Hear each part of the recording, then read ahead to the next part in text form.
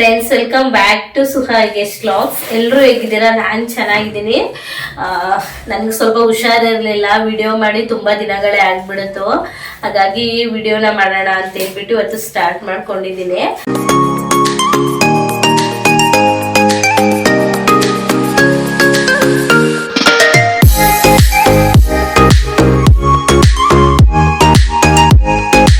ಹಾಗೇನೆ ಮನೇಲಿ ಸ್ವಲ್ಪ ಬ್ರೆಡ್ ಎಲ್ಲ ಉಳ್ದ್ಬಿಟ್ಟಿತ್ತು ನೋಡಿ. ಸ್ವೀಟ್ ಬ್ರೆಡ್ ಇದು ಉಳಿದು ಬಿಟ್ಟಿತ್ತು. ನಾನು ಹಾಲ್ಗೆಲ್ಲ ಹಚ್ಕೊಂಡು ತಿಂದ್ರಾಗ ಅಷ್ಟೊಂದು ಇಷ್ಟ ಆಗೋದಿಲ್ಲ. ಬ್ರೆಡ್ ಬಿಸ್ಕೆಟ್ ಆದ್ರೆ ಒಂದೆರಡು ಪೀಸ್ ತಿನ್ಕೊಳ್ತೀನಿ, ಬಟ್ ಅಷ್ಟೊಂದು ಇಷ್ಟ ಆಗೋದಿಲ್ಲ. ಹಾಗೇನೆ ಬಿಟ್ರೆ ಹಾಳಾಗುತ್ತೆ ಅಂತ ಹೇಳ್ಬಿಟ್ಟು. ಅಂಡ್ ಅದ್ರ ಜೊತೆಗೆ ನನ್ಗೆ ಸ್ವೀಟ್ ತಿನ್ಬೇಕು ಅಂತ ತುಂಬಾ ಕ್ರೇವಿಂಗ್ ಆಗ್ತಾ ಇತ್ತು ಮೊನ್ನೆಯಿಂದನು. ಇನ್ನ ನಮ್ಮ ಹಸ್ಬೆಂಡ್ ಬೇಡ ಸುಮ್ನೆ ಇರು, ಇವಾಗ ವಾಯ್ಸ್ ಎಲ್ಲ ಸ್ವಲ್ಪ ಚೆನ್ನಾಗ್ ಆಗ್ತಾ ಇದೆ, ನಂಗೆ ಕೋಲ್ಡು ಫೀವರ್ ಎಲ್ಲ ಜಾಸ್ತಿ ಆಗ್ಬಿಟ್ಟಿತ್ತು. ಹಾಗಾಗಿ ವಾಯ್ಸ್ ಕೂಡ ಚೇಂಜ್ ಬರ್ತಾ ಇತ್ತು. ಇನ್ನು ಅದಕ್ಕಾಗಿ ಅವರು ಬೇಡ ಸುಮ್ನೆ ಇವಾಗ ರೆಡಿ ಆಗ್ತಿದೆ, ಮತ್ತೆ ಸ್ವೀಟ್ಸ್ ಎಲ್ಲ ತಿಂದ್ರೆ ಜಾಸ್ತಿ ಆಗ್ಬಿಡುತ್ತೆ ಅಂತ ಹೇಳ್ತಾ ಇದ್ರು. ಆದ್ರೆ ನನ್ಗೆ ತುಂಬಾ ಕ್ರೇವಿಂಗ್ ಆಗ್ತಾ ಇದೆ. ನಿಮ್ಗೆ ಗೊತ್ತಿರೋ ಹಾಗೇನೆ ನಾನು ಡಯಟ್ ಎಲ್ಲಾನು ಫಾಲೋ ಮಾಡ್ತಾ ಇದ್ದೀನಿ ಈ ನಡುವೆ. ಹಾಗಾಗಿ ಹೊರಗಡೆಯಿಂದ ಬೇಡ ತರೋದು, ಮತ್ತೆ ಅವ್ರು ಯಾವ್ಯಾವ ಎಣ್ಣೆಲೆಲ್ಲ ಫ್ರೈ ಮಾಡಿರ್ತಾರೋ ಏನು ಅಂತ ಹೇಳ್ಬಿಟ್ಟು. ಬ್ರೆಡ್ ಇತ್ತಲ್ವಾ, ಇನ್ನ ಡಿಫ್ರೆಂಟ್ ಆಗಿ ಇರುತ್ತೆ, ಹಾಗೆ ಮನೆಯಲ್ಲೇ ಮಾಡ್ಕೊಂಡು ತಿಂದ್ರೆ ಹೈಜಿನಿಕ್ ಆಗಿ ಇರುತ್ತೆ ಅಂತ ಹೇಳ್ಬಿಟ್ಟು ಮಾಡ್ತಾ ಇರೋಂಥದ್ದು. ಅಂಡ್ ಬ್ರೆಡ್ ಅಲ್ಲಿ ಜಾಮೂನ್ ಎಷ್ಟು ಚೆನ್ನಾಗಿ ಬರುತ್ತೆ ಗೊತ್ತಾ. ನಾವು ಮಾಮೂಲಿಯಾಗಿ ಜಾಮೂನ್ ಪೌಡರ್ ಎಲ್ಲ ತಂದು ಮಾಡಿರ್ತೀವಿ, ಹಾಲಿನ ಪುಡಿ ಎಲ್ಲ ಬಳಸಿ. ಬಟ್ ಒಂದ್ಸಲ ನೀವು ಬ್ರೆಡ್ ಅಲ್ಲಿ ಮಾಡಿ ತುಂಬಾ ರುಚಿಯಾಗಿ ಬರುತ್ತೆ. ಹಾಗೆ ನಿಮ್ ಜೊತೆ ಕೂಡ ನಂಗೆ ಶೇರ್ ಮಾಡ್ಬೇಕು ಅಂತ ಅನ್ನಿಸ್ತು. ಅಂಡ್ ಇದ್ರ ಜೊತೆಗೆ ನೋಡಿ ಪೈನಾಪಲ್ ಕೂಡ ಇನ್ನೇನು ಹಣ್ಣಾಗ್ಲಿಕ್ಕೆ ಬಂದಿದೆ, ನಾವು ತಂದಾಗ ಕಾಯಿತ್ತು. ಅಂಡ್ ಇದ್ರದ್ದು ಕೂಡ ಒಂದು ಸ್ಮೂತಿ ರೆಸಿಪಿನ ಮಾಡ್ಬಿಡೋಣ ಅಂತ ಅನ್ಕೊಂಡಿದೀನಿ. ಎಷ್ಟು ಚೆನ್ನಾಗಿರುತ್ತೆ ಗೊತ್ತಾ ಈ ರೆಸಿಪಿ. ಮಾಡಾದ್ಮೇಲೆ ನಿಮ್ಗೆ ತೋರಿಸ್ತೀನಿ. ಇವಾಗ ಹೇಗೆ ಜಾಮೂನ್ ಮಾಡೋಣ ಅಂತ ನೋಡ್ಕೊಳ್ಳೋಣ. ಲೇಟು ಆಗೋದಿಲ್ಲ, ಟೈಮ್ ಹಿಡಿಯೋದಿಲ್ಲ, ತುಂಬಾ ಚೆನ್ನಾಗಿರುತ್ತೆ. ಒಂದ್ಸಲ ನೀವು ಖಂಡಿತ ಟ್ರೈ ಮಾಡಿ. ಬನ್ನಿ ಇವಾಗ ಹೇಗ್ ಮಾಡೋದಂತ ನೋಡೋಣ. ಇದನ್ ಮಾಡ್ಕೊಳ್ಳಿಕ್ಕೆ ಇವಾಗ ನಾನು ಮಾಮೂಲಿಯಾಗಿ ಸ್ವೀಟ್ ಬ್ರೆಡ್ ನ ತರಿಸ್ಕೊಂಡಿದೀನಿ. ಆಗ್ಲೇ ಹೇಳ್ದಂಗೆ ಮನೇಲೇನೆ ಉಳ್ದ್ಬಿಟ್ಟಿತ್ತು. ಇನ್ನು ಅದೇ ಬ್ರೆಡ್ ಅಲ್ಲೇನೆ ಮಾಡ್ಕೊಳ್ಳೋಣ ಅಂತ ಹೇಳ್ಬಿಟ್ಟು ಮಾಡ್ತಾ ಇರೋಂಥದ್ದು. ಮಾಮೂಲಿಯಾಗಿ ಬೇಕರಿಯಲ್ಲೆಲ್ಲ ಸಿಗುತ್ತಲ್ಲ ಸ್ವೀಟ್ ಬ್ರೆಡ್, ಅದನ್ನೇ ಬಳಸ್ಕೊಂತಾ ಇರೋದು. ನಿಮ್ ಮನೇಲಿ ನೀವು ಯಾವ್ದಿರುತ್ತೋ ಅದನ್ನ ಬಳಸ್ಕೊಳ್ಳಿ. ಆದಷ್ಟು ಒಂದ್ ಸ್ವಲ್ಪ ಸ್ವೀಟ್ ಇರೋದಿದ್ರೆ ಅದನ್ನ ಬಳಸ್ಕೊಳ್ಳಿ. ಮಾಮೂಲಿಯಾಗಿ ನಾವು ಸ್ಯಾಂಡ್ವಿಚ್ ಎಲ್ಲ ಮಾಡ್ತೀವಲ್ಲ ಅದನ್ನ ಬಳಸ್ಲಿಕ್ಕೆ ಹೋಗ್ಬೇಡಿ. ಸ್ವೀಟ್ ಬ್ರೆಡ್ ನ ತಗೊಂಡು ತುಂಬಾ ಚೆನ್ನಾಗಿ ಬರುತ್ತೆ. ಈಗ ಇದನ್ನ ನಾನೊಂದು 7-8 ಪೀಸ್ ಅಷ್ಟು ತಗೊಂಡಿದ್ದೀನಿ. ನೀವು ಬೇಕಂದ್ರೆ ಕ್ವಾಂಟಿಟಿ ಜಾಸ್ತಿ ಕಡಿಮೆ ಮಾಡ್ಕೊಬಹುದು. ಮಾಮೂಲಿಯಾಗಿ ಇದನ್ನ ಚಿಕ್ಕ ಚಿಕ್ಕ ಪೀಸ್ ಆಗಿ ಕಟ್ ಮಾಡ್ಬಿಟ್ಟು ನಿಮ್ಗೆ ಯಾವ ಶೇಪ್ ಅಲ್ಲಿ ಬೇಕೋ ಆ ಶೇಪ್ ಅಲ್ಲಿ ನೀವು ಕಟ್ ಮಾಡ್ಕೊಬಹುದು. ಇಲ್ಲಾಂದ್ರೆ ಹಾಗೇನೆ ಕೈಯಲ್ಲಿ ಕಟ್ ಮಾಡಿ ಸೇರಿಸ್ಕೊಬಹುದು. ಅದನ್ನ ಒಂದು ಮಿಕ್ಸರ್ ಜಾರ್ಗೆ ಹಾಕ್ಬಿಟ್ಟು ಮಾಮೂಲಿಯಾಗಿ ಪೌಡರ್ ಮಾಡ್ಕೊಂಡಿದೀನಿ. ನಿಮಗ್ ಬೇಡ ಅಂತಂದ್ರೆ ನೀವು ಎಡ್ಜಸ್ ನ ಕೂಡ ತೆಗಿಬಹುದು. ನಾನು ಎಡ್ಜಸ್ ಎಲ್ಲಾನು ಹಾಕಿದೀನಿ, ಸುಮ್ನೆ ಏನಕ್ಕೆ ವೇಸ್ಟ್ ಮಾಡೋದಂತ ಹೇಳಿ. ಇದಕ್ಕೇನೆ ಇವಾಗ ಸ್ವಲ್ಪ ಸ್ವಲ್ಪ ಹಾಲು ಹಾಕಿ ನಾವು ಕಲಿಸ್ಕೊಬೇಕಾಗುತ್ತೆ. ಮಾಮೂಲಿಯಾಗಿ ಜಾಮೂನ್ ಎಲ್ಲ ಯಾವ ರೀತಿ ಕಲಿಸ್ತೀರಾ ಆ ರೀತಿ ಕಲಿಸ್ಕೊಂಡು ಲಾಸ್ಟ್ ಅಲ್ಲಿ ಸ್ವಲ್ಪ ಎಣ್ಣೆನ ಹಾಕೊಳ್ತಾ ಇದ್ದೀನಿ. ಸಾಫ್ಟ್ ಆಗಿರ್ಬೇಕು, ತುಂಬಾ ಗಟ್ಟಿ ಆಗ್ಬಿಟ್ರೆ ಜಾಮೂನ್ ಚೆನ್ನಾಗಿ ಬರೋದಿಲ್ಲ. ಹಾಗಾಗಿ ನಾನು ಸಾಫ್ಟ್ ಆಗಿನೇ ಕಲಸಿ ಇಟ್ಕೊಳ್ತಾ ಇದ್ದೀನಿ. ಇವಾಗ ಅದು ಕೂಡ ರೆಡಿ ಆಯ್ತು. ಅದೊಂದು 10 ನಿಮಿಷ ನೆನೆಲಿಕ್ಕೆ ಬಿಡೋಣ. ಇವಾಗ ಗ್ಯಾಸ್ ಮೇಲೆ ಒಂದ್ ಕಡಾಯಿ ಇಟ್ಕೊಂಡು ನಾವು ಮಾಮೂಲಿಯಾಗಿ ಜಾಮೂನ್ಗೆ ಸಿರಪ್ ನ ರೆಡಿ ಮಾಡ್ಕೊಳ್ತೀವಲ್ಲ ಅದನ್ನ ರೆಡಿ ಮಾಡ್ಕೊಳ್ಳೋಣ. ಅದಕ್ಕಾಗಿ ನಾನಿಲ್ಲಿ 1 ಕಪ್ ಸಕ್ಕರೆನ ತಗೊಂಡಿದ್ದೀನಿ. ಅದ್ರಲ್ಲೇನೆ ಅದಕ್ಕೇನೆ 2 ಕಪ್ ಅಷ್ಟು ನೀರ್ನ ಸೇರಿಸ್ಬಿಟ್ಟು ಚೆನ್ನಾಗಿ ಮಿಕ್ಸ್ ಮಾಡ್ಕೊಂಡು ನಾನು ಇಲ್ಲೊಂದು 2-3 ದಳ ಕೇಸರಿನ ಸೇರಿಸ್ಕೊಂಡಿದೀನಿ. ನಿಮಗ್ ಬೇಡ ಅಂತಂದ್ರೆ ನೀವು ಸ್ಕಿಪ್ ಕೂಡ ಮಾಡ್ಕೊಬಹುದು. ಇನ್ನು 1 ಸ್ಪೂನ್ ಆಗೋಷ್ಟು ಏಲಕ್ಕಿನ ಜಜ್ಜಿಬಿಟ್ಟು ಅದನ್ನು ಕೂಡ ಸೇರಿಸಿದೀನಿ. ಏಲಕ್ಕಿನೂ ಬೇಡ ಅಂತಂದ್ರೆ ನೀವು ಸ್ಕಿಪ್ ಮಾಡ್ಕೊಬಹುದು. ನನಗೆ ಫ್ಲೇವರ್ ಇಷ್ಟ ಆಗುತ್ತೆ ಅಂತ ಹೇಳ್ಬಿಟ್ಟು ಕೇಸರಿ ದಳನೂ ಮತ್ತೆ ಏಲಕ್ಕಿನೂ ಸೇರಿಸಿದೀನಿ. ಮಾಮೂಲಿಯಾಗಿ ಪಾಕ ತೆಗೆಯೋದು ಎಲ್ರಿಗೂ ಗೊತ್ತೇ ಇರುತ್ತೆ. ತುಂಬಾ ಪಾಕ ಬರೋ ಅವಶ್ಯಕತೆ ಇಲ್ಲ, ಒಂದೇಳೆ ಪಾಕ ಬರೋವರೆಗೂ ಮಾಡ್ಕೊಂಡ್ರೆ ಸಾಕಾಗುತ್ತೆ.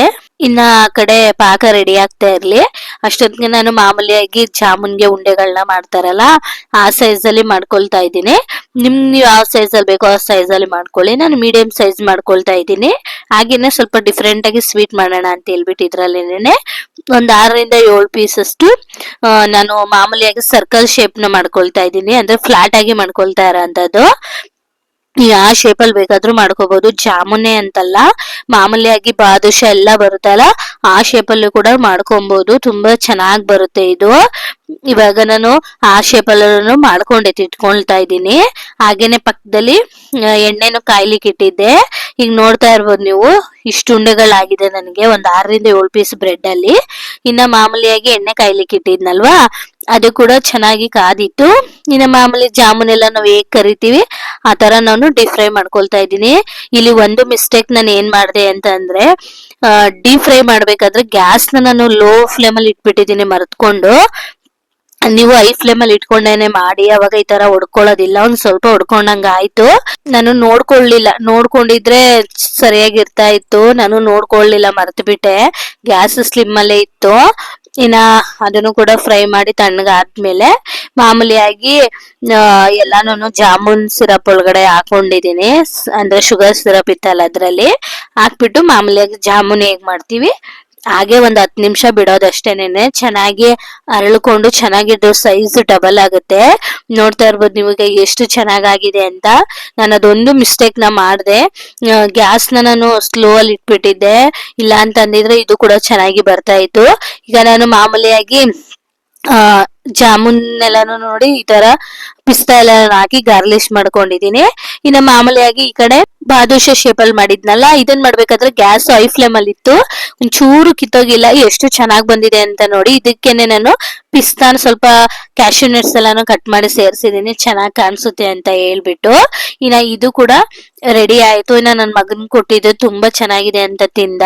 ಇನ್ನ ಇದಾದ್ಮೇಲೆ ನಾನು ಸ್ವಲ್ಪ ಕೂತಿದ್ದು ರೆಸ್ಟ್ ಮಾಡಿ, ಮತ್ತೆ ಇವಾಗ ನಾನು ಸ್ಮೂತಿ ರೆಸಿಪಿ ಮಾಡೋಣ ಅಂತ ಹೇಳ್ಬಿಟ್ಟು, ಪೈನಾಪಲ್ ಉಳ್ದಿತ್ತಲ್ವಾ ಅದನ್ನ ಮಾಡ್ಕೊಳ್ಳೋಣ ಅಂತ ಅಂದ್ಬಿಟ್ಟು ಪೈನಾಪಲ್ ನಾನು ಕಟ್ ಮಾಡಿ ಎತ್ತಿಟ್ಕೊಳ್ತಾ ಇದ್ದೀನಿ. ಇವಾಗ ಇದಕ್ಕೆ ಏನೇನ್ ಬೇಕು ಅಂತ ನೋಡೋಣ. ಎಲ್ಲಾನು ನೀವು ಯಾವ್ದಾದ್ರು ಹೆಚ್ಚು ಕಡಿಮೆ ಮಾಡ್ಕೊಬಹುದು. ಕ್ಯಾಶ್ಯೂ ಆಗ್ಲಿ, ಪೈನಾಪಲ್ ಆಗ್ಲಿ, ಅಥವಾ ಎಲ್ಲಾನು ಹೆಚ್ಚು ಕಡಿಮೆ ತಗೊಬಹುದು. ಈಗ ಒಂದ್ ಮಿಕ್ಸರ್ ಜಾರ್ ತಗೊಂಡು ಅದಕ್ಕೆ 1 ಕಪ್ ಅಷ್ಟು ಪೈನಾಪಲ್ ನ ಸೇರಿಸ್ಕೊಂಡಿದೀನಿ. ನಾನು ಒಂದ್ ಅರ್ಧ ಗಂಟೆ ಮುಂಚೆನೆ ಓಟ್ಸ್ ನೆನ್ಸಿಟ್ಟಿದ್ದೆ, ಅದನ್ನು ಕೂಡ ಸೇರಿಸ್ಕೊಂಡಿದೀನಿ. ಒಂದ್ 6 ರಿಂದ 7 ಗೋಡಂಬಿನ ಕೂಡ ನೆನ್ಸಿಟ್ಟಿದ್ದೆ, ಅದನ್ನು ಸೇರಿಸ್ಕೊಂಡು ಒಂದ್ ಸ್ವಲ್ಪ ಹಾಲ್ನ ಹಾಕೊಂಡಿದೀನಿ. ಇದಕ್ಕೇನೆ ನಿಮ್ಗೆ ರುಚಿಗೆ ಎಷ್ಟು ಬೇಕೋ ಅಷ್ಟು ಪೆಪ್ಪರ್ ಪೌಡರ್ ನ ಸೇರಿಸ್ಕೊಂಡು ಚೆನ್ನಾಗಿ ಗ್ರೈಂಡ್ ಮಾಡ್ಕೊಂಡ್ರೆ ಈ ಪೈನಾಪಲ್ ಸ್ಮೂತಿ ತುಂಬಾನೇ ರುಚಿಯಾಗಿ ಬರುತ್ತೆ. ಈ ಸ್ಮೂತಿ ತುಂಬಾ ಚೆನ್ನಾಗಿತ್ತು, ನನ್ಗೆ ಇನ್ನೂ ಕುಡಿಬೇಕು ಅಂತ ಅನಿಸ್ತಾ ಇತ್ತು. ಇನ್ ಇದಕ್ಕೇನೆ ಚಿಕ್ಕದಾಗಿ ಕಟ್ ಮಾಡಿರೋ ಪೈನಾಪಲ್, ಸ್ವಲ್ಪ ಪೆಪ್ಪರ್ ಪೌಡರ್ ನ ಹಾಕೊಂಡಿದೀನಿ. ಇಷ್ಟು ಮಾಡ್ಕೊಂಡ್ರೆ ಪೈನಾಪಲ್ ಸ್ಮೂತಿ ರೆಡಿನೇ ಆಗೋಗ್ಬಿಡುತ್ತೆ. ತುಂಬಾ ರುಚಿಯಾಗಿ ಬಂದಿತ್ತು. ಫ್ರೆಂಡ್ಸ್, ಇವಾಗ ಜಾಮೂನು ಕೂಡ ಮಾಡಿದ್ದಾಯ್ತು. ಅದ್ರ ಜೊತೆಗೆ ನಾನು ನಮ್ಮ ಮನೆಯಲ್ಲಿ ಪೈನಾಪಲ್ ಉಳ್ದಿತ್ತು ಅಂತ ಆಗ್ಲೇ ಹೇಳ್ದಂಗೆ ಸ್ಮೂತಿನೂ ಕೂಡ ಮಾಡ್ಕೊಂಡಿದೀನಿ. ಆಮೇಲೆ ಕುಡಿತೀನಿ. ನಾನು ನೈಟ್ ಇವತ್ತು ಚಿಕನ್ ತಿನ್ನೋದಿಲ್ಲ, ಹಾಗಾಗಿ ಸ್ಮೂತಿನ ನನಗೆ ಅಂತ ಮಾಡ್ಕೊಂಡಿದ್ದೀನಿ. ಇನ್ನ ನಮ್ಮ ಮನೆಯವರು ಬಟರ್ ಚಿಕನ್ ಮಾಡು ಅಂತ ಹೇಳ್ಬಿಟ್ಟು ಚಿಕನ್ ತಂದು ಕೊಟ್ಟು ಹೋಗಿದ್ದಾರೆ. ಬೆಳಗ್ಗೆಗೂ ಆಗೋ ತರ ಸ್ವಲ್ಪ ಮಾಡೋಣ ಅಂತ ಹೇಳ್ಬಿಟ್ಟು ಕ್ವಾಂಟಿಟಿ ಜಾಸ್ತಿ ತಂದಿದ್ದಾರೆ, ನೋಡ್ತಾ ಇರ್ಬೋದು ನೀವು. ಇದನ್ನ ಇವಾಗ ನಾನು ಬಟರ್ ಚಿಕನ್ ಮಾಡೋಣ ಅಂತ ಅನ್ಕೊಂಡಿದೀನಿ. ಆ ರೆಸಿಪಿನ ನಿಮ್ ಜೊತೆನೂ ಕೂಡ ಶೇರ್ ಮಾಡೋಣ ಅಂತ. ಎಲ್ರಿಗೂ ಗೊತ್ತಿರುತ್ತೆ, ಅಂದ್ರೆ ನಾನು ಯಾವ ತರ ಮಾಡ್ತೀನಿ ಅಂತ ನಿಮ್ ಜೊತೆನೂ ಕೂಡ ಶೇರ್ ಮಾಡೋಣ ಅಂತ ಅನ್ಕೊಂಡಿದೀನಿ. ಹಾಗಾಗಿ 1 kg ಚಿಕನ್ ಇದೆ. ತುಂಬಾ ಟೇಸ್ಟಿಯಾಗಿ ಬರುತ್ತೆ, ತುಂಬಾ ಎಮ್ಮಿಯಾಗಿ ಬರುತ್ತೆ. ಈಗ ಹೇಗ್ ಮಾಡೋದಂತ ನೋಡೋಣ ಬನ್ನಿ. ಇನ್ನ ಈ ಬಟರ್ ಚಿಕನ್ ಮಾಡ್ಕೊಳ್ಳೋದಿಕ್ಕೆ ನಾನಿಲ್ಲಿ 1 kg ಅಷ್ಟು ಚಿಕನ್ ನ ತರಿಸಿದೀನಿ. ಈಗ ಅದನ್ನ ಒಂದ್ ಪ್ಲೇಟ್ಗೆ ಹಾಕ್ಬಿಟ್ಟು ಮ್ಯಾಗಿನೇಟ್ ಮಾಡ್ಕೊಳ್ಳೋಣ. ನೀವು ಬೇಕಂದ್ರೆ ಚಿಕನ್ ಇಲ್ಲಿ ಹೆಚ್ಚು ಕಡಿಮೆ ಮಾಡ್ಕೊಬಹುದು. 2 ಸ್ಪೂನ್ ಆಗುವಷ್ಟು ಚಿಲ್ಲಿ ಪೌಡರ್, 1 ಸ್ಪೂನ್ ಆಗುವಷ್ಟು ಉಪ್ಪು, 1.5 ಸ್ಪೂನ್ ಅಷ್ಟು ಶುಂಠಿ ಬೆಳ್ಳುಳ್ಳಿ ಪೇಸ್ಟ್, 1/4 ಲೀಟರ್ ಆಗಷ್ಟು ಮೊಸರು, ಇದ್ರ ಜೊತೆಗೆ ನಿಂಬೆಹಣ್ಣು. ನಾನು ನಿಂಬೆಹಣ್ಣು ಆಮೇಲೆ ಸೇರ್ಸಿದೀನಿ, ಮರ್ತೋಗಿತ್ತು, ಹಾಗಾಗಿ ನೀವು ಮೊದ್ಲೇನೆ ಸೇರಿಸ್ಕೊಳ್ಳಿ. ಈ ಮಸಾಲೆ ಎಲ್ಲಾನು ಹೊಂದ್ಕೊಳ್ಳೋ ರೀತಿ ಚೆನ್ನಾಗಿ ಮಿಕ್ಸ್ ಮಾಡ್ಕೊಳ್ಬೇಕು. ಇಷ್ಟೇನೆ ಇದಕ್ ಮಸಾಲೆ, ತುಂಬಾ ರುಚಿಯಾಗಿ ಬರುತ್ತೆ. ಹಾಗಾಗಿ ನಾನು ಆಗ್ಲೇ ಹೇಳ್ದಂಗೆ ನೋಡಿ ಇವಾಗ ಸೇರಿಸ್ತಾ ಇದ್ದೀನಿ ನಿಂಬೆಹಣ್ಣ, ಮರ್ತೋಗಿತ್ತು. ಇದನ್ನು ಎಲ್ಲ ಹಾಕಿದ್ಮೇಲೆ ಫ್ರಿಜ್ ಅಲ್ಲಿ ಎತ್ತಿಟ್ಕೊಂಡ್ಬಿಡ್ಬೇಕು. ಈಗ ನಾನು ಮಸಾಲೆಗೆ ಏನೇನ್ ಬೇಕು ಅಂತ ಎಲ್ಲಾ ರೆಡಿ ಮಾಡ್ಕೊಂಡಿದೀನಿ, ಒಂದೊಂದೇ ತೋರಿಸ್ತೀನಿ ನಾನು ನಿಮ್ಗೆ. ಈಗ ಒಂದ್ ಕಡಾಯಿ ಇಟ್ಕೊಂಡು ಗ್ಯಾಸ್ ಮೇಲೆ ಅದಕ್ಕೆ ಸ್ವಲ್ಪ ಎಣ್ಣೆ ಹಾಕ್ಬಿಟ್ಟು 1 ಕಪ್ ಅಷ್ಟು ಈರುಳ್ಳಿ, 1 ಇಂಚಷ್ಟು ಶುಂಠಿ, 1 ಗೆಡ್ಡೆ ಅಷ್ಟು ಬೆಳ್ಳುಳ್ಳಿ, 4 ರಿಂದ 5 ಬ್ಯಾಡ್ಗೆ ಮೆಣಸಿನ್ಕಾಯಿ, 1 ಹಿಡಿ ಆಗೋಷ್ಟು ಕ್ಯಾಶ್ಯೂ ನಟ್ಸ್ ಹಾಕ್ಬಿಟ್ಟು ಚೆನ್ನಾಗಿ ಫ್ರೈ ಮಾಡ್ಕೊಬೇಕು. ನೀವು ಗೋಡಂಬಿನ ಬೇಕಾದ್ರೆ ಲಾಸ್ಟ್ ಅಲ್ಲಿ ಕೂಡ ಆಡ್ ಮಾಡ್ಬೋದು, ನಾನು ಇವಾಗ್ಲೇ ಹಾಕಿದ್ದೀನಿ. ಇನ್ನು ಇದಕ್ಕೇನೆ 1 ಕಪ್ ಆಗೋಷ್ಟು ಟೊಮೆಟೊ, ಈರುಳ್ಳಿನ ಎಷ್ಟು ತಗೊಂಡಿರ್ತೀವೋ ಅದ್ರಲ್ಲಿ 1/4 ಭಾಗದಷ್ಟು ಟೊಮೆಟೊನ ತಗೊಬೇಕು. ಇನ್ನು ಇದಕ್ಕೇನೆ ಉಪ್ಪು ಮತ್ತೆ ಸ್ವಲ್ಪ ಅಚ್ಕಾರದ ಪುಡಿನ ಹಾಕ್ಬಿಟ್ಟು ಚೆನ್ನಾಗಿ ಹುರ್ಕೊಂಡು ಸ್ವಲ್ಪ ನೀರ್ ಹಾಕ್ಬಿಟ್ಟು ಚೆನ್ನಾಗಿ ಬೇಯಿಸ್ಕೊಬೇಕು. ಈಗ ಇದು ರೆಡಿ ಆಗಿದೆ. ಈಗ ಇದನ್ನ ಒಂದ್ ಪ್ಲೇಟ್ಗೆ ಹಾಕೊಂಡು ಇಟ್ಕೊಳ್ತಾ ಇದ್ದೀನಿ. ಇದು ತಣ್ಣಗಾಗ್ಬೇಕು, ಆಮೇಲೆ ನಾವು ರುಬ್ಕೋಬೇಕಾಗುತ್ತೆ. ಹಾಗಾಗಿ ಇದಕ್ಕೇನೆ 1 ಹಿಡಿ ಆಗೋಷ್ಟು ಕೊತ್ತಂಬರಿ ಸೊಪ್ಪನ್ನ ಹಾಕಿದೀನಿ. ಇನ್ನ ಇದು ತಣ್ಣಗಾಗ್ತಾ ಇರ್ಲಿ, ಅಷ್ಟೊತ್ತಿಗೆ ನಾವು ಈ ಕಡೆ ಚಿಕನ್ ಫ್ರೈ ಮಾಡ್ಕೊಂಡ್ಬಿಡೋಣ. ಈಗ ಒಂದ್ ಕಡಾಯಿಗೆ 1-2 ಸ್ಪೂನ್ ಆಗೋಷ್ಟು ಬಟರ್ನ ಸೇರಿಸ್ಕೊಂಡಿದೀನಿ. ಬಟರ್ ಸ್ವಲ್ಪ ಜಾಸ್ತಿನೇ ತಗೊಂಡ್ರೆ ಇನ್ನೂ ಚೆನ್ನಾಗಿರುತ್ತೆ. ಇದು ಯಾಕಂದ್ರೆ ಇದು ಬಟರ್ ಚಿಕನ್ ಅಲ್ವಾ, ಹಾಗಾಗಿ ಮ್ಯಾಗಿನೇಟ್ ಮಾಡಿ ಎತ್ತಿಟ್ಕೊಂಡಿದ್ವಲ್ಲ ಆ ಚಿಕನ್ ಹಾಕ್ಬಿಟ್ಟು ಚೆನ್ನಾಗಿ ಈ ತರ ಟರ್ನ್ ಮಾಡ್ಕೊಂಡು ಚೆನ್ನಾಗಿ ಕುಕ್ ಮಾಡ್ಕೊಬೇಕು. 70% ಆಗೋವರೆಗೂ ಕುಕ್ ಮಾಡ್ಕೊಬೇಕು. ನಿಮ್ಗೆ ಏನಾದ್ರೂ ಟೈಮ್ ಇತ್ತು ಅಂತಂದ್ರೆ 1-2 ಅವರ್ಸ್ ಹಾಗೇನೆ ಎತ್ತಿಟ್ಕೊಳ್ಳಿ, ಇನ್ನೂ ಚೆನ್ನಾಗಿ ಮಸಾಲೆ ಇಟ್ಕೊಳ್ಳುತ್ತೆ ಅಂಡ್ ರುಚಿನೂ ಕೂಡ ಡಬಲ್ ಆಗಿ ಬರುತ್ತೆ ಅಂತ ಹೇಳ್ಬೋದು. ನನ್ಗೆ ಟೈಮ್ ಇರ್ಲಿಲ್ಲ, ಹಾಗಾಗಿ ನಾನು ಒಂದ್ ಅರ್ಧ ಗಂಟೆ ಫ್ರೀಜರ್ ಅಲ್ಲಿ ಎತ್ತಿಟ್ಕೊಂಡಿದ್ದೆ. ಇನ್ನ ಇದೇ ತರನೇನೆ ಎಲ್ಲಾನು ಚೆನ್ನಾಗಿ ಬೇಯಿಸ್ಕೊಬೇಕಾಗತ್ತೆ. ನಾನ್ ಮಾಮೂಲಿಯಾಗಿ ಗ್ಯಾಸ್ನ ಲೋ ಫ್ಲೇಮ್ ಅಲ್ಲಿ ಇಟ್ಟಿಲ್ಲ, ಹೈ ಫ್ಲೇಮ್ ಅಲ್ಲಿ ಇಟ್ಟು ನಾನು ಮಾಡ್ತಾ ಇರೋಂಥದ್ದು. ಲೋ ಫ್ಲೇಮ್ ಅಲ್ಲಿ ಇಟ್ರೆ ಮಸಾಲೆ ಬಿಟ್ಬಿಡುತ್ತೆ, ಚಿಕನ್ಗೆ ಮಸಾಲೆ ಹಿಡಿಯೋದಿಲ್ಲ. ಹಾಗಾಗಿ ಹೈ ಫ್ಲೇಮ್ ಅಲ್ಲಿ ಇಟ್ಕೊಂಡೇನೆ 70% ವರ್ಗು ನೀವು ಕುಕ್ ಮಾಡ್ಕೊಬೇಕಾಗತ್ತೆ. ನೋಡ್ತಾ ಇರ್ಬೋದು ನೀವೀಗ ಎಷ್ಟು ಚೆನ್ನಾಗಿ ಕಾಣಿಸ್ತಾ ಇದೆ ಅಂತ ಹೇಳ್ಬಿಟ್ಟು. ಹಾಗೇನೆ ತಿನ್ಕೊಂಡ್ ಬಿಡೋಣ ಅಂತ ಅನಿಸ್ತಾ ಇತ್ತು. ಈಗ ಹೋಟೆಲಲ್ಲೆಲ್ಲ ಮಾಮೂಲಿಯಾಗಿ ಡ್ರೈ ತಂದೂರಿ ಎಲ್ಲ ಮಾಡ್ತಾರಲ್ವಾ, ಆ ತರ ಅಂತ ಅನ್ನಿಸ್ತಾ ಇತ್ತು. ಅಷ್ಟು ಚೆನ್ನಾಗ್ ಬಂದಿತ್ತು, ಟೇಸ್ಟ್ ಕೂಡ ಅಷ್ಟೇನೆ. ಈಗ ನೋಡಿ ಎಷ್ಟು ಚೆನ್ನಾಗ್ ಕಾಣಿಸ್ತಿದೆ ಕಲರ್ಫುಲ್ ಆಗಿ ಅಂತ ಹೇಳ್ಬಿಟ್ಟು. ಇನ್ ಇದು ಕೂಡ ರೆಡಿ ಆಯ್ತು. ಇನ್ನ ನಾನು ಡಿನ್ನರ್ಗೆ ಬಟರ್ ಚಿಕನ್ ಮಾಡ್ತಾ ಇದ್ನಲ್ವಾ, ಇನ್ ಚಪಾತಿ ಮಾಡ್ಕೊಳ್ಳೋಣ ಅಂತ ಹೇಳ್ಬಿಟ್ಟು ನಾನು ಪಕ್ಕದಲ್ಲೇನೆ ಚಪಾತಿನೂ ಕೂಡ ಮಾಡ್ಕೊಳ್ತಾ ಇದ್ದೆ. ಈ ರೆಸಿಪಿನೇನು ನಾನು ಶೂಟ್ ಮಾಡ್ಕೊಳಕ್ ಹೋಗ್ಲಿಲ್ಲ, ಎಲ್ರಿಗೂ ಗೊತ್ತೇ ಇರುತ್ತೆ ಚಪಾತಿ ಮಾಡೋದು ಅಂತ ಹೇಳಿ. ಹಾಗೇನೆ ಸೈಡ್ ಅಲ್ಲಿ ಚಪಾತಿನೂ ಮಾಡ್ಕೊಂಡು ಈ ಕಡೆ ಚಿಕನ್ ಕೂಡ ಫ್ರೈ ಮಾಡಿ ಎತ್ತಿಟ್ಕೊಂಡಿದೀನಿ. ಅಂದ್ರೆ ಟೈಮ್ ಸೇವ್ ಆಗುತ್ತೆ ಅಂತ ಹೇಳಿ, ಬೇಗ ಆಗುತ್ತೆ ಅಂತ, ಇಲ್ಲ ಅಂತಂದ್ರೆ ಲೇಟ್ ಆಗುತ್ತೆ ಅಂತ ಹೇಳ್ಬಿಟ್ಟು ಈ ತರ ಮಾಡ್ಕೊಳ್ತೀನಿ. ಈಗ ಬಟರ್ ಚಿಕನ್ ಮಾಡೋಣ ಅಂತ ಒಂದ್ ಕಡಾಯಿ ಇಟ್ಕೊಂಡಿದೀನಿ ಗ್ಯಾಸ್ ಮೇಲೆ. ಅದನ್ನ ಮಾಡ್ಲಿಕ್ಕೆ ಫಸ್ಟ್ ನಾನಿಲ್ಲಿ ಕಸ್ತೂರಿ ಮೆಥಿನ ಸ್ವಲ್ಪ ಹುರ್ಕೊಂಡು ಎತ್ತಿಟ್ಕೊಳ್ತಾ ಇದ್ದೀನಿ. ಕಸ್ತೂರಿ ಮೆಥಿನ ಬಿಸಿ ಮಾಡಿ ನಾವು ಪೌಡರ್ ಮಾಡ್ಕೊಳ್ಬೇಕಾಗುತ್ತೆ, ಹಾಗಾಗಿ ಫಸ್ಟ್ ನಾನು ಬಿಸಿ ಮಾಡಿ ಎತ್ತಿಟ್ಕೊಂಡಿದ್ದೀನಿ. ಈಗ ಅದೇ ಕಡಾಯಿಗೆ 1-2-3 ಸ್ಪೂನ್ ಆಗೋಷ್ಟು ಬಟರ್ನ ಸೇರಿಸ್ಬಿಟ್ಟು ನಾವು ಪೇಸ್ಟ್ ನ ರುಬ್ಬಿಟ್ಕೊಂಡಿರ್ತೀವಲ್ವಾ ಅದನ್ನು ಕೂಡ ಸೇರಿಸ್ಕೊಂಡು ಚೆನ್ನಾಗಿ ಬಟರ್ ಎಲ್ಲ ತೇಲ್ಕೊಂಡು ಮೇಲ್ ಬರ್ಬೇಕು, ಅಲ್ಲಿವರೆಗೂ ಚೆನ್ನಾಗಿ ಫ್ರೈ ಮಾಡ್ಕೊಬೇಕು. ಇನ್ ಜಾಸ್ತಿ ಹೊತ್ತು ಉರಿಯೋ ಅಗತ್ಯ ಇಲ್ಲ, ಎಣ್ಣೆ ಬಿಡೋವರೆಗೂ ಫ್ರೈ ಮಾಡ್ಕೊಂಡ್ರೆ ಸಾಕಾಗುತ್ತೆ. ಇನ್ನು ಮಿಕ್ಸಲ್ ಜಾರಲ್ಲಿ ಉಳ್ದಿರುತ್ತಲ್ಲ ಮಸಾಲೆ, ಅದಕ್ಕೇನೆ ನೀರ್ ಹಾಕ್ಬಿಟ್ಟು ಒಂಚೂರು ಸೇರಿಸ್ಕೊಂಡು ಕುಕ್ ಮಾಡ್ಕೊಳ್ತಾ ಇದ್ದೀನಿ. ಇನ್ ಇದಕ್ಕೆ ಇವಾಗ 1 ಸ್ಪೂನ್ ಆಗೋಷ್ಟು ಚಿಲ್ಲಿ ಪೌಡರ್, ಸ್ವಲ್ಪ ಅರಿಶಿನ ಮತ್ತೆ ರುಚಿಗೆ ಎಷ್ಟು ಬೇಕಷ್ಟು ಉಪ್ಪನ್ನ ಹಾಕ್ಬಿಟ್ಟು ಚೆನ್ನಾಗಿ ಬೇಯಿಸ್ಕೊಬೇಕಾಗತ್ತೆ. ಈಗ ಇದಕ್ಕೇನೆ ಒಂದ್ ಮಸಾಲೆನ ರೆಡಿ ಮಾಡ್ಕೊಳ್ತಾ ಇದ್ದೀನಿ. ಪಕ್ಕದಲ್ಲಿ ಒಂದ್ ಕಡಾಯಿ ಇಟ್ಕೊಂಡು ಅದಕ್ಕೆ ಸ್ವಲ್ಪ ಎಣ್ಣೆ ಹಾಕ್ಬಿಟ್ಟು ಮಾಮೂಲಿಯಾಗಿ ಚಿಲ್ಲಿ ಪೌಡರ್ನ ಹಾಕ್ಬಿಟ್ಟು ಹುರ್ದಿ ಎತ್ತಿಟ್ಕೊಳ್ತಾ ಇದ್ದೀನಿ. ಅದ್ ಸುಮ್ನೆ ಎಣ್ಣೆಗೆ ಹಾಕಿದ್ರೆ ಸಾಕಾಗತ್ತೆ, ಜಾಸ್ತಿ ಸೀನ್ಸಕ್ಕೆ ಹೋಗ್ಬಾರ್ದು. ಯಾಕಂದ್ರೆ ನಾವು ಹೋಟೆಲ್ ಸ್ಟೈಲ್ ಎಲ್ಲ ಮಾಡ್ತೀವಲ್ವಾ, ಆ ರೀತಿ ಬರ್ಬೇಕು ಅಂದ್ರೆ ಮೇನ್ ನೀವು ಇದನ್ನ ಹಾಕ್ಲೇಬೇಕು. ಏನಿಲ್ಲ, ಅದಕ್ಕೆ ಸ್ವಲ್ಪ ಎಣ್ಣೆ ಹಾಕ್ಬಿಟ್ಟು ಚಿಲ್ಲಿ ಪೌಡರ್ನ ಬಿಸಿ ಮಾಡ್ಕೊಡೋದು ಅಷ್ಟೇನೇನೆ. ಇವಾಗ ತಣ್ಣಗಾಗ್ಲಿಕ್ಕೆ ಎತ್ತಿಟ್ಟಿದೀನಿ. ಇನ್ನ ಮಾಮೂಲಿಯಾಗಿ ಈ ಕಡೆ ಮಸಾಲೆ ಚೆನ್ನಾಗಿ ಬೆಂದಿತ್ತಲ್ವಾ, ಇದಕ್ಕೇನೆ ಫ್ರೈ ಮಾಡಿಟ್ಕೊಂಡಿರೋ ಚಿಕನ್ ಹಾಕ್ಬಿಟ್ಟು ನಮ್ಗೆ ಚಿಕನ್ ಬೇಯ್ಲಿಕ್ಕೆ ಎಷ್ಟು ನೀರ್ ಬೇಕು ಸೇರಿಸ್ಕೊಂಡು ಮಾಮೂಲಿಯಾಗಿ ಚೆನ್ನಾಗಿ ಕುದಿಸ್ಕೊಬೇಕಾಗುತ್ತೆ. ಇನ್ನೇನೆ ಕಸ್ತೂರಿ ಮೇಥಿನೂ ಕೂಡ ಫ್ರೈ ಮಾಡಿದ್ನಲ್ಲ ಅದನ್ನ ಸೇರಿಸ್ಕೊಂಡು ಈಗ ಇದ್ರ ಜೊತೆಗೇನೆ ನಾನು ಖಾರ ಹಾಕ್ಬಿಟ್ಟು ಎಣ್ಣೆಲಿ ಫ್ರೈ ಮಾಡಿಟ್ಕೊಂಡಿದ್ನಲ್ಲ ಅದನ್ನು ಕೂಡ ಸೇರಿಸ್ಕೊಂಡು ಚೆನ್ನಾಗಿ ಒಂದ್ಸಲ ಮಿಕ್ಸ್ ಮಾಡ್ಕೊಳ್ತಾ ಇದ್ದೀನಿ. ಈ ರೀತಿ ಮಾಡೋದ್ರಿಂದ ನಾವು ಹೇಗೆ ಹೋಟೆಲ್ ಅಲ್ಲಿ ನಾವು ಬಟರ್ ಚಿಕನ್ ಎಲ್ಲ ತಗೊಳ್ತೀವಲ್ವಾ ಅದೇ ರೀತಿನೇ ಟೇಸ್ಟ್ ಬರುತ್ತೆ. ಹಾಗಾಗಿ ಈ ಟ್ರಿಕ್ಸ್ ನ ನೀವು ಖಂಡಿತ ಫಾಲೋ ಮಾಡ್ಲೇಬೇಕು, ಇದನ್ನ ಸ್ಕಿಪ್ ಮಾಡ್ಲಿಕ್ಕೆ ಹೋಗ್ಬೇಡಿ. ಇನ್ನ ಇದು ಕೂಡ ಬೇಯ್ತಾ ಇದೆ. ಇದಕ್ಕೇನೆ ಸ್ವಲ್ಪ ಕೊತ್ತಂಬರಿ ಸೊಪ್ಪನ್ನು ಹಾಕೊಂಡು ಚೆನ್ನಾಗಿ ಲೋ ಫ್ಲೇಮ್ ಅಲ್ಲೇನೆ 1-2 ನಿಮಿಷ ಬೇಯಿಸ್ಕೊಂಡ್ರೆ ಸಾಕು, ಜಾಸ್ತಿ ಬೇಯಿಸೋ ಅಗತ್ಯ ಇಲ್ಲ. ಇನ್ ನೋಡ್ತಾ ಇರ್ಬೋದು ನೀವು ಎಷ್ಟು ಚೆನ್ನಾಗಿ ಕಾಣಿಸ್ತಿದೆ ಅಂತ ಹೇಳ್ಬಿಟ್ಟು. ಇದು ಸ್ವಲ್ಪ ತಣ್ಣಗಾದ್ಮೇಲೆ ಇನ್ನು ಕಲರ್ ಆಗಿ ಇನ್ನು ಚೆನ್ನಾಗಿ ಕಾಣಿಸ್ತಿದೆ, ಎಮ್ಮಿ ಆಗಿ. ನಾವು ಮಸಾಲೆನ ಗ್ರೈಂಡ್ ಮಾಡ್ಕೊಬೇಕಾದ್ರೆ ಸ್ವಲ್ಪ ನೈಸ್ ಆಗಿ ಗ್ರೈಂಡ್ ಮಾಡ್ಕೊಬೇಕು ಅಷ್ಟೇನೆ, ಇಲ್ಲ ಅಂತಂದ್ರೆ ತಿನ್ಬೇಕಾದ್ರೆ ಬಾಯಿಗೆ ಸಿಗ್ತಾ ಇರುತ್ತೆ. ಇವಾಗ ಬಟರ್ ಚಿಕನ್ ಗ್ರೇವಿ ರೆಡಿನೇ ಆಯ್ತು. ಇನ್ ಇವಾಗ ಏನೇನ್ ಮಾಡಿದೀನಿ ಅಂತ ತೋರಿಸ್ತಾ ಇದೀನಿ. ಮಾಮೂಲಿಯಾಗಿ ಚಪಾತಿನ ಮಾಡ್ಕೊಂಡಿದ್ದೆ. ಇನ್ನ ಬಟರ್ ಚಿಕನ್ ನೋಡಿ ನೀವು ಇವಾಗ ನೋಡ್ತಾ ಇರ್ಬೋದು ತಣ್ಣಗ ಆದ್ಮೇಲೆ ಎಷ್ಟು ಚೆನ್ನಾಗಿ ಕಾಣಿಸ್ತಿದೆ ಅಂತ ಹೇಳ್ಬಿಟ್ಟು. ಇನ್ ಇದ್ರ ಜೊತೆಗೆ ಮಾಮೂಲಿಯಾಗಿ ರೈಸ್ ಸ್ವಲ್ಪ ಮಾಡಿದ್ದೆ. ಪೈನಾಪಲ್ ಇತ್ತು, ಅದನ್ನು ಕೂಡ ನಾನು ಸ್ವಲ್ಪ ತಿನ್ನೋಣ ಅಂತ ಹೇಳ್ಬಿಟ್ಟು ಇಟ್ಕೊಂಡಿದ್ದೀನಿ. ಮಾಮೂಲಿಯಾಗಿ ಈರುಳ್ಳಿ ನೋಡ್ತಾ ಇರ್ಬೋದು ನೀವು, ಲೆಗ್ ಪೀಸ್ ಎಲ್ಲ ಎಷ್ಟು ಚೆನ್ನಾಗಿ ಬೆಂದಿದೆ ಅಂತ ಹೇಳಿ. ಇನ್ನ ಊಟ ಎಲ್ಲ ಆಗಿದ್ದಾದ್ಮೇಲೆ ನಾವು ಮಲ್ಕೊಂಡು ಇನ್ನ ನೆಕ್ಸ್ಟ್ ಡೇ ಇದು ಬ್ಲಾಗ್ ಕಂಟಿನ್ಯೂ ಮಾಡ್ತಾ ಇದ್ದೀನಿ. ಯಾಕಂದ್ರೆ ನೆಕ್ಸ್ಟ್ ಡೇ ಹುಣ್ಣಿಮೆ ಇತ್ತಲ್ವಾ, ಹಾಗಾಗಿ ಪೂಜೆ ಮಾಡೋಣ ಅಂತ ಹೇಳ್ಬಿಟ್ಟು ರಂಗೋಲಿ ಎಲ್ಲ ನಾನು ಹಾಕೊಂಡಿದ್ದೀನಿ. ಮಾಮೂಲಿಯಾಗಿ ಹುಣ್ಣಿಮೆ ಇದ್ದಿದ್ರಿಂದ ನಾನು ಇವತ್ತು ಬೆಳಿಗ್ಗೆ ಪೂಜೆ ಮಾಡ್ತಾ ಇಲ್ಲ, ಸಂಜೆ ಪೂಜೆ ಮಾಡ್ತಾ ಇದ್ದೀನಿ. ಹಾಗಾಗಿ ನಾನು ಸಂಜೆ ಪೂಜೆಗೆ ರೆಡಿ ಮಾಡ್ಕೊಳ್ತಾ ಇದ್ದೀನಿ. ಮಾಮೂಲಿಯಾಗಿ ಫ್ರೈಡೆ ನಾನು ಪೂಜೆ ಮಾಡಿದ್ನಲ್ವಾ, ಇನ್ನ ಹೂವ ಎಲ್ಲ ಚೇಂಜ್ ಮಾಡಿ ಹಾಗೇನೇನೆ ಪೂಜೆ ಮಾಡ್ತಾರ ಅಂತದ್ದು. ಏನ್ ದೀಪ ಎಲ್ಲ ತೆಗ್ದು ಅದನ್ನೆಲ್ಲ ನಾನು ಏನು ತೊಳಿಲಿಕ್ಕೆ ಹೋಗ್ಲಿಲ್ಲ. ಯಾಕಂದ್ರೆ ಶುಕ್ರವಾರ ಪೂಜೆ ಮಾಡಿದ್ದೆ, ಮತ್ತೆ ಶನಿವಾರನು ಕೂಡ ಪೂಜೆ ಮಾಡಿದೆ. ಅದೇ ದೀಪಕ್ಕೇನೆ ಮಾಮೂಲಿಯಾಗಿ ಭಾನುವಾರ ಸ್ನಾನ ಎಲ್ಲ ಮಾಡ್ಕೊಂಡು ಮನೆಯೆಲ್ಲ ಕ್ಲೀನ್ ಮಾಡಿ ಗುಡಿಸಿ ಒರೆಸಿ ಎಲ್ಲ ಮಾಡ್ಕೊಂಡಿದ್ದಾದ್ಮೇಲೆ ಇನ್ನ ಬಾಗ್ಲಿಗೆಲ್ಲ ರಂಗೋಲಿ ಎಲ್ಲ ಹಾಕ್ಬಿಟ್ಟು ಮಾಮೂಲಿಯಾಗಿ ಪೂಜೆ ಮಾಡ್ತಾ ಇರೋಂಥದ್ದು. ಹುಣ್ಣಿಮೆ ಅಲ್ವಾ, ಹಾಗಾಗಿ ಪೂಜೆ ಮಾಡ್ದೆ. ಇಲ್ಲ ಅಂತಂದ್ರೆ ಏನ್ ಮಾಡಕ್ ಹೋಗ್ತಿರ್ಲಿಲ್ಲ ಸಂಡೆ. ಇನ್ನ ಪೂಜೆ ಮಾಡ್ತಾ ಇದ್ದೆ ಅಷ್ಟೊತ್ತಿಗೆ ಒಂದು ಆರ್ಡರ್ ಕೂಡ ಮಾಡಿದ್ದೆ ನಾನು, ಡ್ರೆಸ್ ಅದು ಕೂಡ ಬಂದಿತ್ತು. ಇನ್ನು ಅದನ್ನು ಕೂಡ ಹೋಗಿ ಕಲೆಕ್ಟ್ ಮಾಡ್ಕೊಂಡು ಬಂದೆ. ಇನ್ನ ನಿಮ್ ಜೊತೆನೂ ಕೂಡ ಇವಾಗ ನಾನು ಶೇರ್ ಮಾಡೋಣ ಅಂತ ಹೇಳ್ಬಿಟ್ಟು ಶೇರ್ ಮಾಡ್ಕೊಳ್ತಾ ಇದ್ದೀನಿ. ನಿಮ್ಗೆ ಏನಾದ್ರೂ ಇದ್ರ ಲಿಂಕ್ ಬೇಕು ಅಂತಂದ್ರೆ ನಮ್ಗೆ ಕಮೆಂಟ್ ಅಲ್ಲಿ ತಿಳಿಸಿ, ಲಿಂಕ್ ಅಂತ ತಿಳಿಸಿ. ನಾನು ಖಂಡಿತ ಲಿಂಕ್ ನಾನು ಡಿಸ್ಕ್ರಿಪ್ಷನ್ ಅಲ್ಲಿ ಕೊಟ್ಟಿರ್ತೀನಿ, ನೀವು ಬೇಕು ಅಂತಂದ್ರೆ ಹೋಗಿ ಚೆಕ್ ಮಾಡಿ. ಇನ್ನ ಮಾಮೂಲಿಯಾಗಿ ನಾನು ಈ ಡ್ರೆಸ್ ನ ಆರ್ಡರ್ ಮಾಡಿದ್ದೆ. ಇದು ಬಂದು ಫ್ಲಿಪ್ಕಾರ್ಟ್ ಅಲ್ಲಿ ನಾನು ಆರ್ಡರ್ ಮಾಡಿರೋ ಅಂತದ್ದು. ನೋಡ್ಲಿಕ್ಕೆ ಇದು ಬಂದು ಕ್ರೀಮ್ ಕಲರ್ ಇದೆ, ಮತ್ತೆ ಗೋಲ್ಡನ್ ಲೈನ್ಸ್ ಕೂಡ ಇದೆ. ತುಂಬಾ ಚೆನ್ನಾಗಿದೆ ಇದು ಡ್ರೆಸ್ಸು.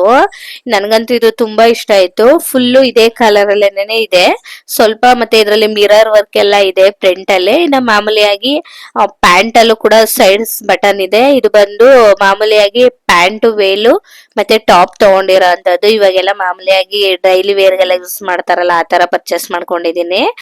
ಹೊರ್ಗಡೆ ಹೋಗ್ಲಿಕ್ಕೂ ಚೆನ್ನಾಗಿರುತ್ತೆ, ಮನೆ ಹತ್ರ ಯೂಸ್ ಮಾಡ್ಲಿಕ್ಕೂ ಚೆನ್ನಾಗಿರುತ್ತೆ ಅಂತ ಹೇಳ್ಬಿಟ್ಟು ಈ ಕಲರ್ ನಾನು ಆರ್ಡರ್ ಮಾಡ್ಕೊಂಡಿದೀನಿ. ನನ್ಗೆ ಈ ಕಲರ್ ತುಂಬಾ ಇಷ್ಟ ಆಯ್ತು. ಕ್ಲಾತ್ ಕೂಡ ಅಷ್ಟೇನೆ ತುಂಬಾ ಚೆನ್ನಾಗಿದೆ.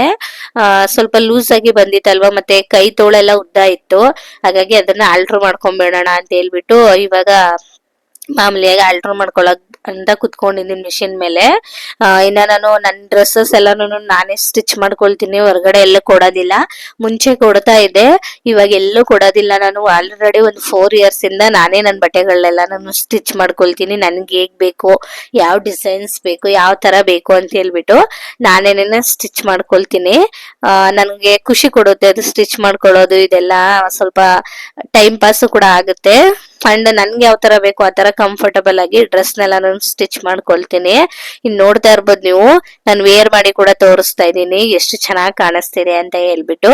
ಯಾವ್ದೇ ಡ್ರೆಸ್ ಆಗ್ಲಿ ನಾವು ವೇರ್ ಮಾಡದ್ಮೇಲೆನೆ ಅದು ಚೆನ್ನಾಗಿ ಕಾಣಿಸೋದು, ಸುಮ್ನೆ ಹಾಗೇನೆ ಇಟ್ಕೊಂಡು ತೋರ್ಸಿದ್ರೆ ಚೆನ್ನಾಗಿ ಕಾಣಿಸೋದಿಲ್ಲ. ಹಾಗಾಗಿ ಇನ್ನ ತಲೆ ಎಲ್ಲ ಬಾಚ್ಕೊಂಡಿದ್ದಾದ್ಮೇಲೆ ಇವಾಗ ಸ್ವಲ್ಪ ಹೊರಗಡೆ ಹೋಗೋದಿತ್ತು, ಹಾಗಾಗಿ ಡಿನ್ನರ್ ಕೂಡ ರೆಡಿ ಮಾಡೋಣ ಅಂತ ಹೇಳ್ಬಿಟ್ಟು ಮನೇಲಿ ತಗಣಿಕಾಳು ನುಗ್ಗೆಕಾಯಿ ಎಲ್ಲ ಇತ್ತು, ಅದನ್ನೆಲ್ಲ ಹಾಕ್ಬಿಟ್ಟು ಗ್ರೇವಿ ತರ ಮಾಡಿದೀನಿ. ತುಂಬಾ ರುಚಿಯಾಗಿ ಬರುತ್ತೆ.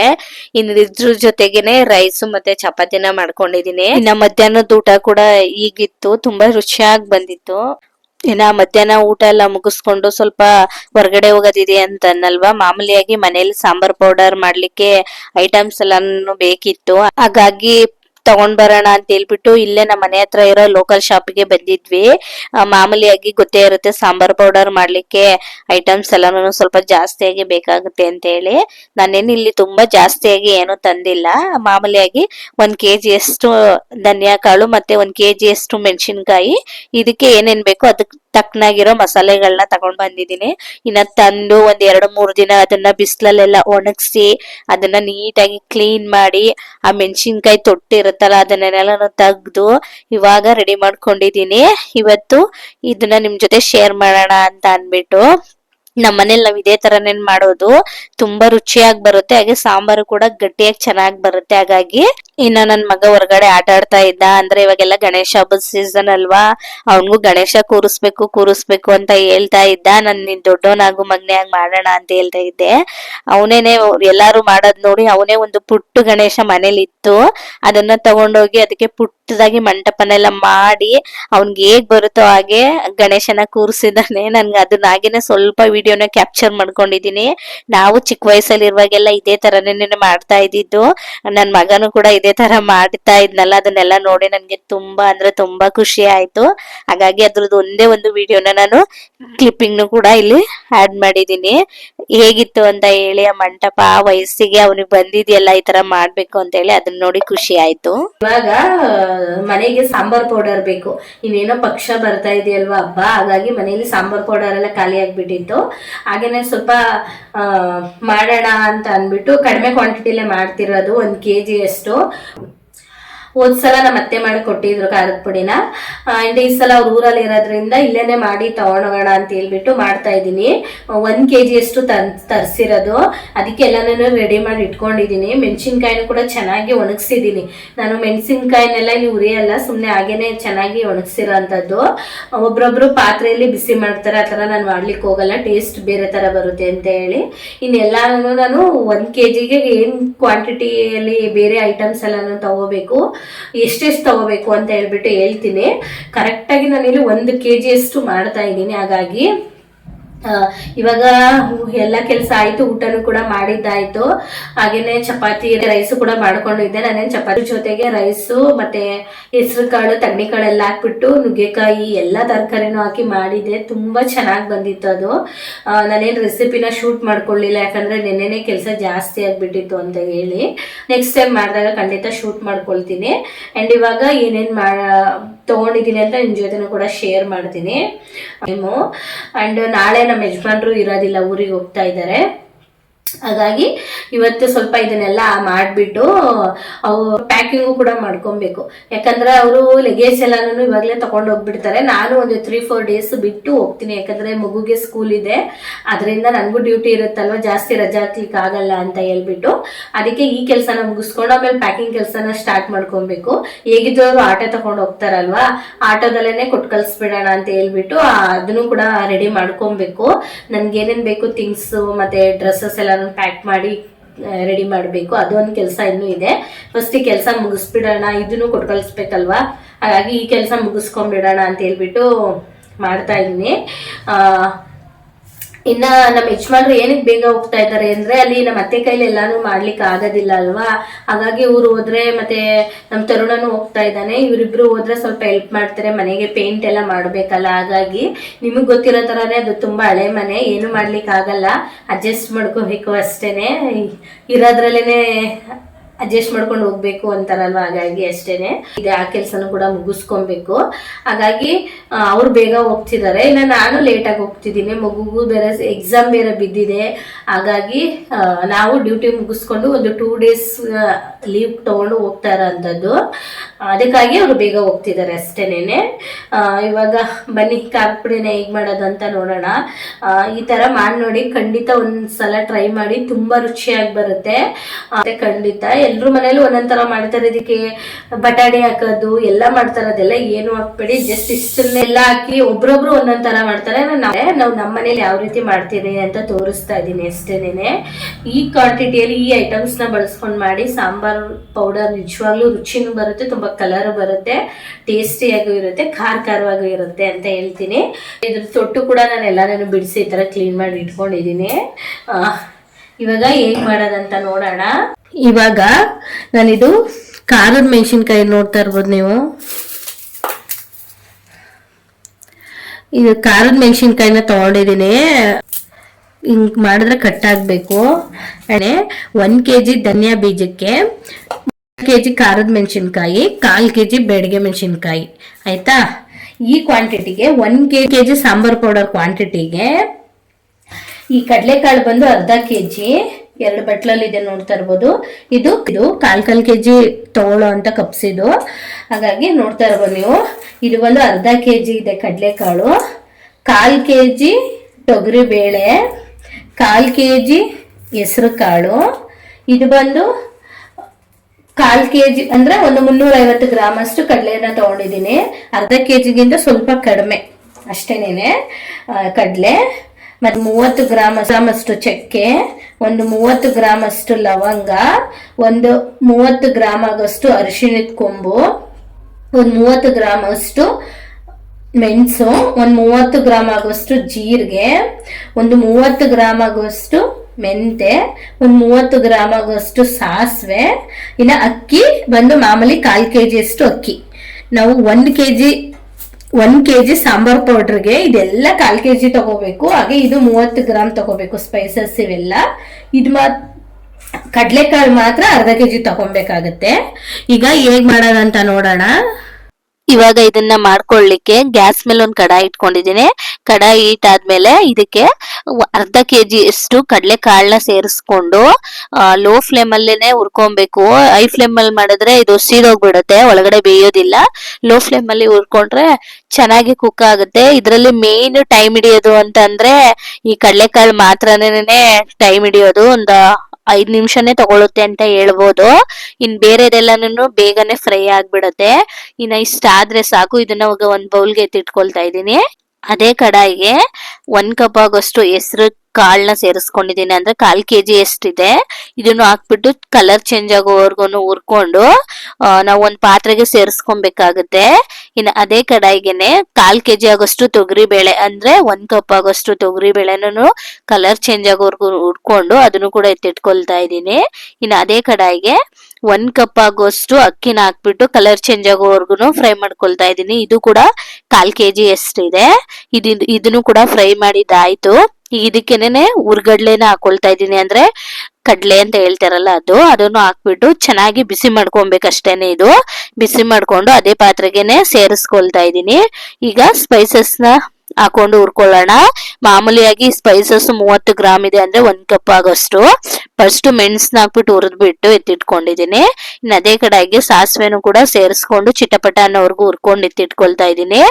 ಜೀರಿಗೆನು ಅಷ್ಟೇನೆ ಚಿಟಪಟ ಅಂತ ಅನ್ನೋವರೆಗೂ ಹುರ್ಕೊಂಡು ಎತ್ತಿಟ್ಕೊಳ್ತಾ ಇರ್ಬೋದು. ಸ್ವಲ್ಪ ಕಲರ್ ಚೇಂಜ್ ಆಗುತ್ತೆ, ನಿಮ್ಗೆ ಗೊತ್ತಾಗುತ್ತೆ. ಅಲ್ಲಿವರೆಗೂ ಫ್ರೈ ಮಾಡ್ಕೊಂಡ್ರೆ ಸಾಕಾಗುತ್ತೆ.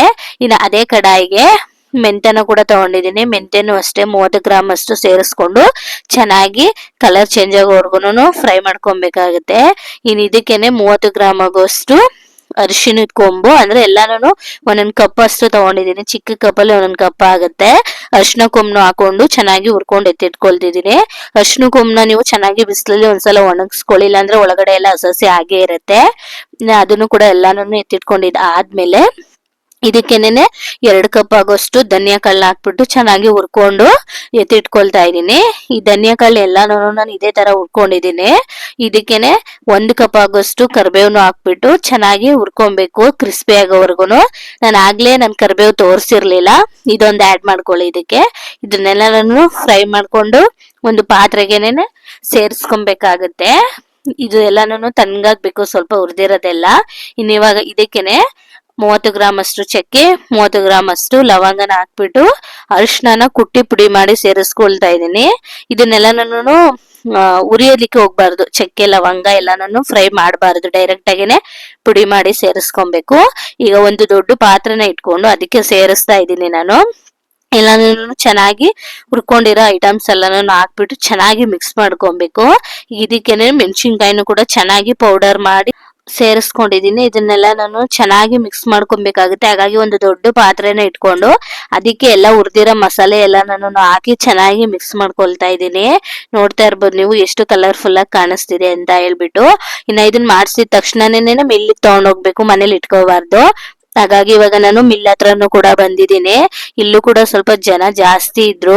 ಇನ್ನ ಮಿಲ್ ಹತ್ರ ಇವಾಗ ಹೊಸದಾಗಿ ಮಿಷಿನ್ ಬಂದಿದೆ, ಅಂದ್ರೆ ಮೆಣಸಿನ್ಕಾಯಿ ಎಲ್ಲ ನಾವು ಮನೇಲೇನೆ ಪೌಡರ್ ಮಾಡಿ ತಗೊಂಡೋಗ್ಬೇಕಾಗಿತ್ತು ಲೈಟ್ ಆಗಿ. ಈಗ ಅದು ಕಟ್ ಮಾಡೋ ಮಿಷಿನ್ ಕೂಡ ಇಲ್ಲೇ ಇದೆ ಅಂತ ಹೇಳ್ತಾ ಇದ್ರು. ಆ ಮಿಷಿನ್ ಕೂಡ ನಾನು ಇವಾಗ ನಿಮ್ ಜೊತೆ ಶೇರ್ ಮಾಡ್ತೀನಿ. ಮಾಮೂಲಿಯಾಗಿ ನಾವು ಮೆಣಸಿನ್ಕಾಯಿ ಎಲ್ಲಾನು ಒಣಗಿಸ್ಬಿಟ್ಟು ಒಂದು ಚೀಲಕ್ಕೆ ಹಾಕಿ ಒಡೆದು ತಗೊಂಡೋಗ್ಬೇಕಿತ್ತು. ಈಗ ಅದ್ರ ಅವಶ್ಯಕತೆ ಇಲ್ಲ. ನೋಡಿ, ಇದು ಕಟಿಂಗ್ ಮಿಷಿನ್ ಅಂತೆ. ಇದ್ರೊಳಗಡೆ ಹಾಕ್ಬಿಟ್ರೆ ಫುಲ್ ಪೌಡರ್ ಆಗಿ ಅದನ್ನೇ ಕೊಡುತ್ತೆ ಅಂತ ಅವ್ರು ಹೇಳ್ತಾ ಇದ್ರು. ಏನು ಒಡೆದು ತರ ಅವಶ್ಯಕತೆ ಇಲ್ಲ ಅಂತ ಹೇಳ್ಬಿಟ್ಟು.